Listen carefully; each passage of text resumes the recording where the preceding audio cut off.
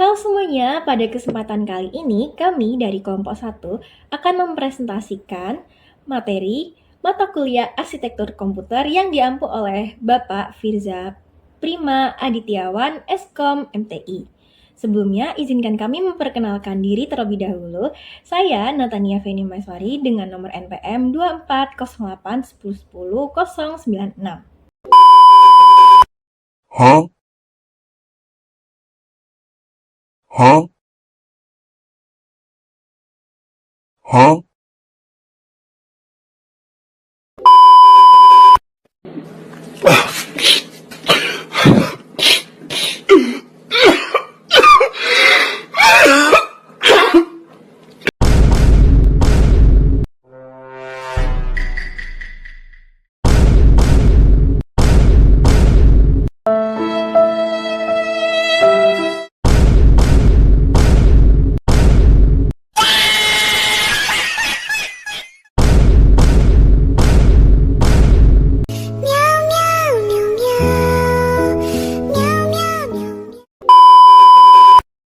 Pada video ini, kami akan menjelaskan mengenai motherboard mini ITX. Dengan ini, kami berharap presentasi kami dapat memberikan pemahaman yang lebih baik mengenai materi arsitektur komputer. Oke, sebelum kita membahas lebih jauh mengenai motherboard mini ITX, tahu nggak sih kalian apa itu motherboard? Nah, motherboard itu merupakan papan sirkuit utama yang terdapat di dalam komputer, di mana tugas utamanya adalah mendistribusikan listrik dan juga memfasilitasi komunikasi antar perangkat komputer ataupun perangkat periferal. Nah, motherboard itu menjadi tulang punggung utama dalam proses komunikasi antar perangkat CPU, memori penyimpanan, RAM, dan juga komponen lain dari perangkat keras komputer. Nah, untuk motherboard ini dapat kita temukan dalam desktop PC dan juga laptop. Untuk komponen-komponen yang terhubung di motherboard antara lain ada CPU, ada memori, GPU, internal card, dan juga audio card. Setelah kita tahu apa itu motherboard, for your information, motherboard itu banyak sekali jenisnya. Salah satunya yaitu motherboard mini ITX. Nah, motherboard mini ITX adalah inovasi penting dalam dunia komputer yang pertama kali dicetuskan oleh VIA Technologies pada tahun 2001 dengan ukuran standar 170 mm x 170 mm. Mini ITX menjadi solusi penting untuk membangun sistem komputer berukuran kompak tanpa mengobarkan performanya. Pengembangan form factor ini awalnya ditunjukkan untuk memenuhi kebutuhan akan sistem komputer yang lebih efisien dalam penggunaan ruang. Dalam hal karakteristik teknis, motherboard mini ITX memiliki layout yang lebih efisien untuk mengakomodasi komponen-komponen utamanya dalam ruang yang terbatas dibandingkan motherboard yang lain seperti motherboard ATX dan micro ATX. Motherboard mini ITX membutuhkan perencanaan yang lebih cermat dalam penempatan komponennya. Meskipun ukurannya kecil, motherboard ini tetap mampu mendukung prosesor high-end modern melalui soket yang kompatibel dengan berbagai generasi CPU yang terbaru. Simak penjelasan berikut ini. Yang pertama adalah CPU socket. Berfungsi sebagai wadah yang menghubungkan prosesor dengan motherboard sehingga memungkinkan komunikasi antara CPU dan komponen lainnya dalam sistem komputer. Soket ini juga memberikan daya listrik yang diperlukan oleh prosesor. Lalu yang kedua adalah RAM slot, digunakan untuk memasang modul RAM yang menyediakan memori sementara untuk komputer saat menjalankan aplikasi dan proses. Tiga adalah expansion slot. Expansion slot adalah slot pada motherboard yang memungkinkan pengguna untuk menambahkan kartu ekspansi tambahan ke sistem komputer. Kartu-kartu ini dapat meningkatkan fungsionalitas dan kinerja sistem. Lalu yang keempat adalah power connector, konektor untuk sumber daya listrik. Lalu yang kelima adalah SATA port, port untuk menghubungkan perangkat penyimpanan seperti SSD dan HDD. Lalu peripheral connector, konektor untuk perangkat eksternal seperti keyboard atau mouse dan mouse. 7. BIOS atau UEFI chip. Chip yang menyediakan perangkat lunak dasar untuk menganalisa di situ. Lalu yang ketujuh adalah BIOS atau UEFI chip. Chip yang menyediakan perangkat lunak dasar untuk menginisialisasi dan mengatur hardware komputer saat dinyalakan. Lalu yang kedelapan adalah chipset, komponen yang mengatur komunikasi antara CPU dan perangkat keras lainnya. Sehingga selain disebut tadi, masih ada komponen utama yang menyusun motherboard mini ITX ini.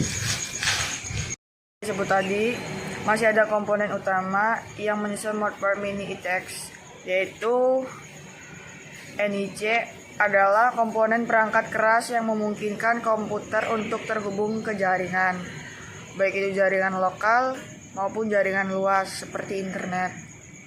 Kemudian ada audio codec, chip untuk mengolah sinyal audio. Kemudian ada USB port,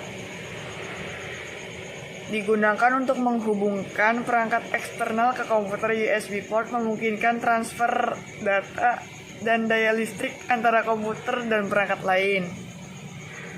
Kemudian ada display output, port untuk menghubungkan monitor seperti HDMI, DisplayPort atau VGA. Kemudian ada M2 slot untuk memasang SSD M2 yang lebih cepat dan lebih kompak. Kemudian ada PCIe slot untuk memasang kartu ekstensi seperti kartu grafis atau kartu audio. Kemudian ada power phase, sistem yang mengatur distribusi daya listrik ke komponen-komponen motherboard. Kemudian ada cooling solution. Cooling solution atau solusi pendinginan adalah komponen penting dalam komputer yang bertujuan untuk mengontrol suhu perangkat keras dan mencegah overheating. Overheating dapat menyebabkan kerusakan permanen pada komponen, penurunan kinerja, atau bahkan kegagalan sistem. Dari yang dijelaskan oleh teman-teman kita lanjut mengenai apa sih perbedaan dari motherboard mini ITX dengan motherboard yang lain. Nah, dari yang dijelaskan oleh teman-teman, mari kita lanjut mengenai apa sih perbedaan dari motherboard mini ITX dengan motherboard yang lain. Jadi, motherboard mini ITX ini adalah salah satu tipe yang populer, terutama untuk penggunaan dalam sistem yang compact. Dari perbedaannya itu ada yang pertama adalah ukuran fisik ya. Ukuran fisik dari motherboard mini ITX ini cuma 170 kali 170 mm. Ini ukuran yang paling kecil.